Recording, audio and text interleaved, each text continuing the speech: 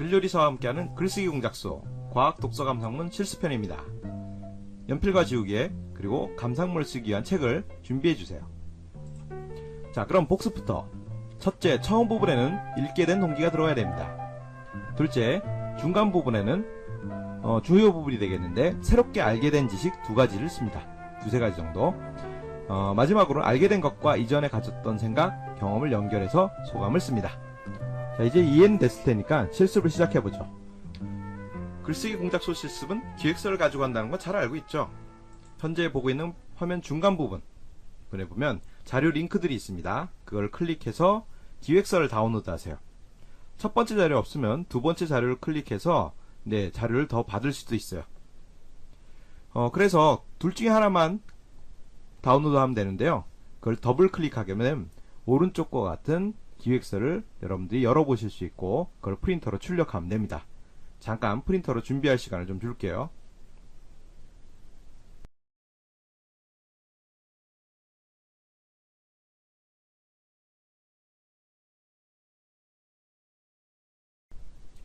과학 독서 감상문 기획서를 같이 볼게요. 첫 부분은 감상문 제목, 책 제목, 지은이 독서 동기를 씁니다. 감상문 제목은 처음엔 별로 좋은 제목이 생각이 안 날 거예요. 그래서 그 전까지는 뭐뭐를 읽고 이 정도로 해주면 됩니다. 나중에 감상문을 다 쓰고 나서 더 좋은 제목이 생각이 날 거예요. 그때 써도 늦지 않아요. 다음은 책 제목과 지은이를 쓸 건데요. 옆에 준비한 책을 보고 제목과 지은이를 써보세요. 자, 화면에 보여주는 예제를 보면서 한번 감상문 제목, 책 제목, 지은이를 써보세요.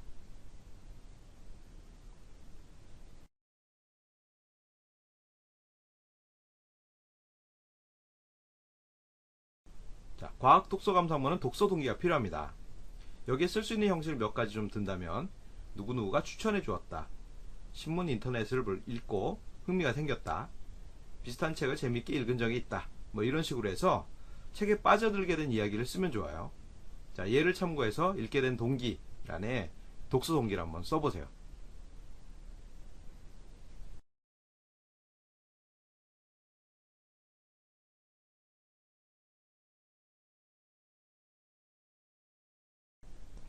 이제 주요 내용에 들어갑니다.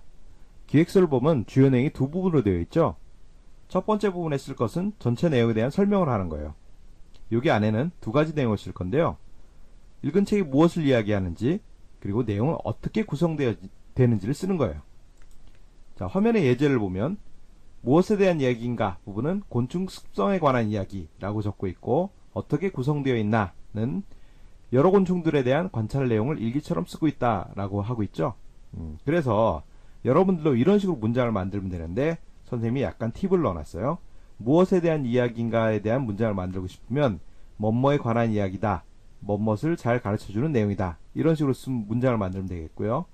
어떤 내용으로 구성되어 있나를 표현하고 싶을 때는 내용이 뭐뭐 뭐뭐로 나누어져 있다 라든가 크게 세 부분으로 나누어지는데 뭐뭐뭐로 다루고 있다, 이런 식으로 하면 되겠고, 마지막으로는 여러가지 뭐뭐를 하나씩 설명하고 있다, 이런 식으로 해서 문장을 만들면 되겠어요.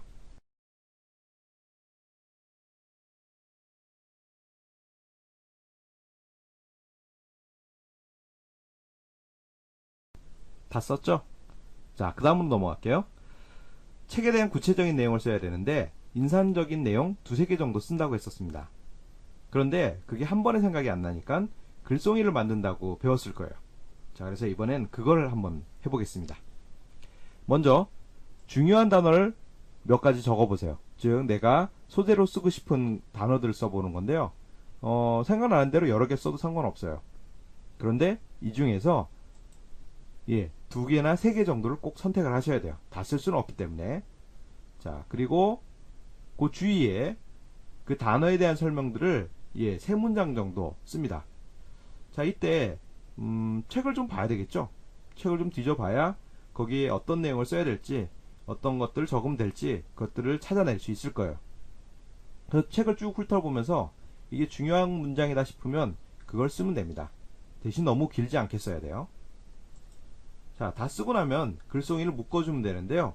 자, 여기 사마귀의 예처럼 내가 갑자기 어떤 생각이 났으면 그걸 따로 적어줘도 괜찮습니다.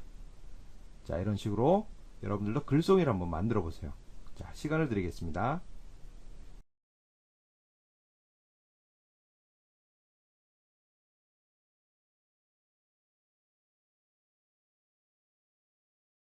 자, 이렇게 글송이로 만들어진 건 나중에 과학 독서 감상문을 쓸 때 내가 인상 깊게 본 것은 이렇게 문장으로 시작해서 말을 풀어나가면 됩니다. 자, 마지막으로 끝부분은 책을 읽고 느낀 느낌이나 생각을 쓰는데요. 뭐 3가지 정도 내용이 들어가면 돼요. 쉽게 쓸 수 있게 선생님이 문장을 만들어 뒀어요. 한번 같이 보겠습니다. 전체 내용에 대한 생각, 느낌을 쓰고자 할 때는 나는 이 이야기를 읽고 뭐뭐를 느꼈다.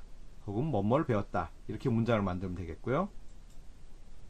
새로 알게 된 지식과 예전에 알게 된 생각, 경험을 비교하고 싶으면 나는 내용에 있었던 것을 뭐뭐뭐 해보았다. 그리고 뭐뭐뭐로 알았는데 제대로 알게 되었다. 예, 이거는 잘못 알고 있었던 것을 이제 제대로 알게 됐다는 표현입니다. 만약 읽은 내용에 활용한 경험이 있으면 좀 더 자세히 쓰면 좋겠어요. 예, 그거를 사람들이 혹은 읽는 사람이 훨씬 그것들을 좋아하거든요. 주제에 대한 관심이나 흥미를 쓸 때는 이 책을 통해 뭐뭐 주제에 대해 더 흥미가 생겼다. 뭐 이렇게 표현을 해도 좋겠어요. 앞으로 뭐뭐에 대한 책을 더 읽어야겠다. 이런 식의 문장을 쓰면 좋겠습니다. 자, 여러분들도 자, 화면에 예시를 참고해서 느낌과 생각을 한번 써보세요. 자, 시간 드리겠습니다.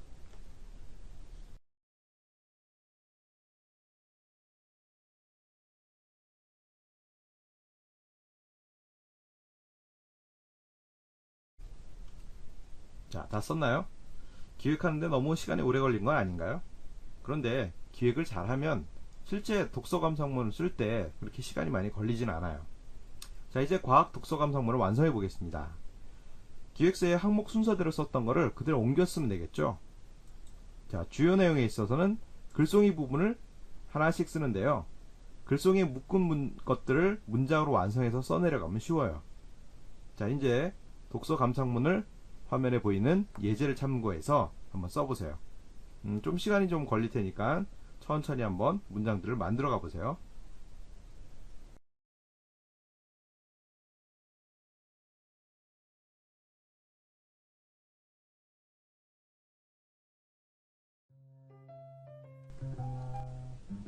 자, 초안이 완성됐으니까 이제 다듬기를 해야 되겠어요. 일단 제목은 바꿔야겠네요. 감상문 끝부분에 내 생각에서 제목을 한번 생각해 보세요. 자, 그런 식으로 해서 제목도 그럴싸하게 붙여보고 문장도 또 다듬어 보고. 자, 여기 예에서는 부연 설명을 더 붙이고 자신의 느낌을 더 적극적으로 표현을 했어요.